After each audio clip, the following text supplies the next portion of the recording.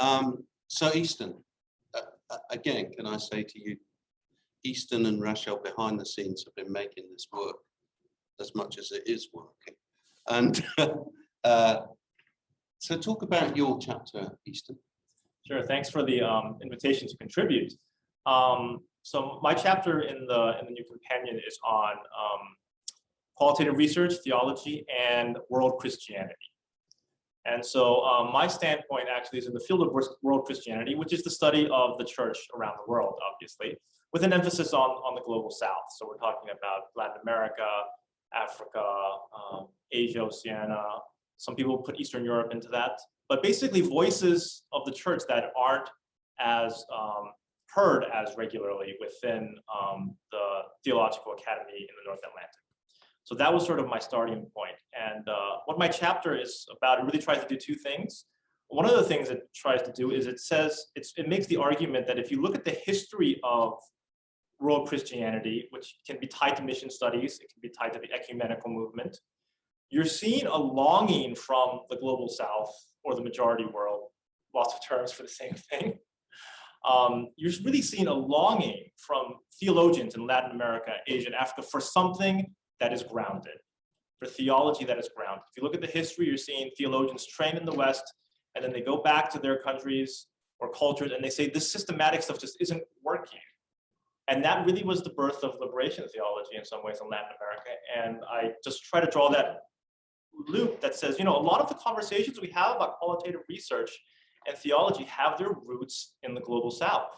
In fact, they have their roots in Latin America. Paulo Freire is often quoted, and and when we talk about theological praxis, and so questions of post-colonialism, questions of interreligious dialogue, these are the bread and butter of world Christianity. And when you start doing grounded theology, even here in the United States or in the UK, you get into questions of multiple religiosities, fluidness, post-colonial experience. And world Christianity has always been sort of struggling with that.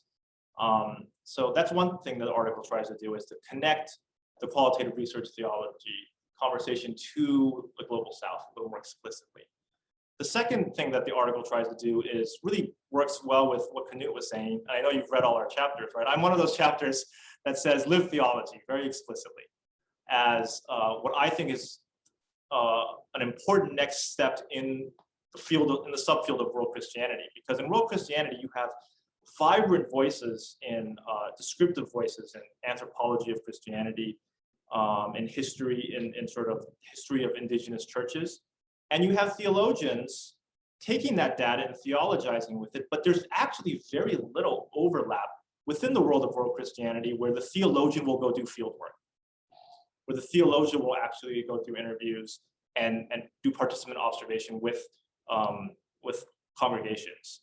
Now they already have a sensibility toward that because they're drawing from anthropologists and sociologists and historians constantly. But then they theologize in that classical mode more often than not. And this is not to, I've gotten some critique on this because obviously there are theologians that are very grounded in their experience. But then I would say that they are voicing their own lived theologies, and which is super important. But they're not always being systematic with amplifying the voices of those that they're with. They might think they are, and often they are. But there's some tricky, if you're in the discourse, you probably know where I am with that. But I think lived theology is something that theologians of the majority world and the global south need to be trained in. They need to be doing it within their own context, and we're going to find a more vibrant, diverse, and really captivating church when there are African theologians doing ethnographic work with their communities, when we have people from China and India working with their communities and seeing how their churches are living in their cultural, social, political context, and what that teaches about God, right? That question about what God is doing. And that's really my hope for the chapter, is it stirs some conversation around, for world Christianity scholars on one hand, but also practical theologians on the other. I think it's immensely significant what you're saying.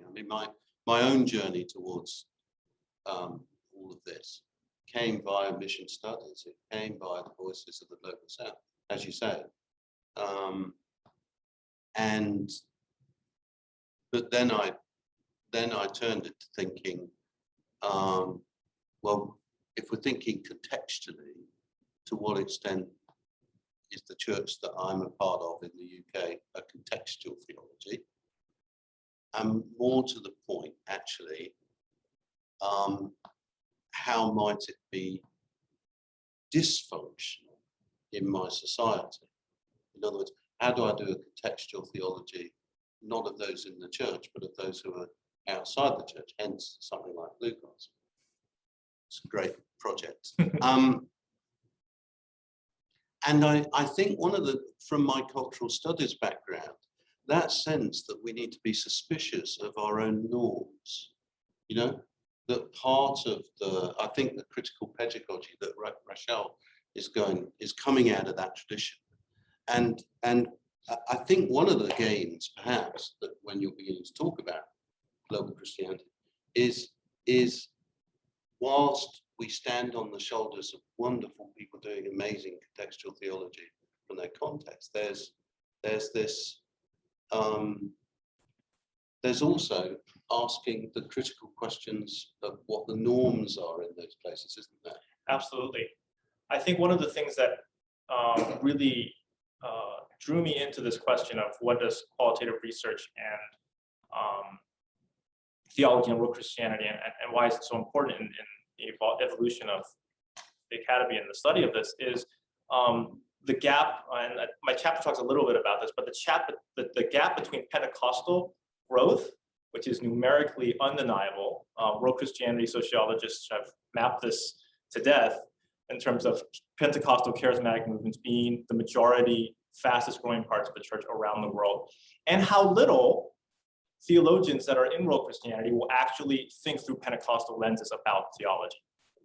And that's an empirical break right there. The majority of the church, globally speaking, and then the majority of academic theologies are not actually in conversation as much as they could be. Now there's a growing field of this actually. I keep stumbling across more and more books, which is great, and articles about this. But the idea here is that a lot of global theologians, professionally trained academic ones, are still tethered to liberation paradigms. And I love liberation paradigms, so don't get me wrong. But they're tethered to them in such a way that if the everyday people don't work with that paradigm, they almost look down upon them, which is strange. And from my observation, these Pentecostals, they just don't really know what the system they're working against is, or something. And there's a discourse that I think that lived theology can do that puts the pastor in conversation with the congregation in a way that they theologize together. Even the scholar, the academic scholar with the pastor. One thread I keep seeing throughout a lot of this conversation is what does it mean to make this qualitative research and theology collaborative? I love that, Rochelle, your work was collaborative from the start, right? And I think that the same thing needs to happen when we question norms, cultural norms within a theological framework. So in terms of doctoral work, what do you think, what are your hopes? What kind of projects would you like to see going into the future? How might this world of theology and qualitative research contribute to your dialogue partners and so on? I think it has a tremendous amount to contribute. I think what my dream, I suppose, is that you're going to get more theologians from the global south trained in this type of practical theology perspective, in part because I think they already kind of want to do it, but they're also playing this academic game where they want to build their prestige, and you don't build that prestige by doing a grounded, you do it by getting into systematics, and so there's this I want to make lived theology and qualitative research in theology like a big thing in the West, because then the global South will, I think, resonate and just move right into it, as opposed to thinking, well, I need to do systematics in order to be respectable, and and a lot of pastors and theologians in the global South are already oriented toward this lived, I think, dimension. So that's really my hope. And so for PhD students, I think it's, so to rephrase your question a bit, for me, it's not so much about what students want, because I think that the demand is there, supply and demand. Like the students just, I think, are starting to demand this. The issue is, how do professors, supervisors oversee these? That's the trickier question, because they weren't trained in this, and yet they're getting lots of knocks on the door saying, "Can we do this?" And they're like, "Maybe," you know. And often, from my experience, you had to get a committee, sort of as John Swinton talked about. I had a systematic theologian and 2 sociologists on my committee in order to get my dissertation done, and you could feel it. Because when you read this dissertation, you could be like, that piece was for the sociologist and that piece was for the theologian. But I want to move toward a space where that doesn't have to happen, where it's not so obvious, you know, like these who you're writing for. Yeah, so that's well, I mean, I echo all of that.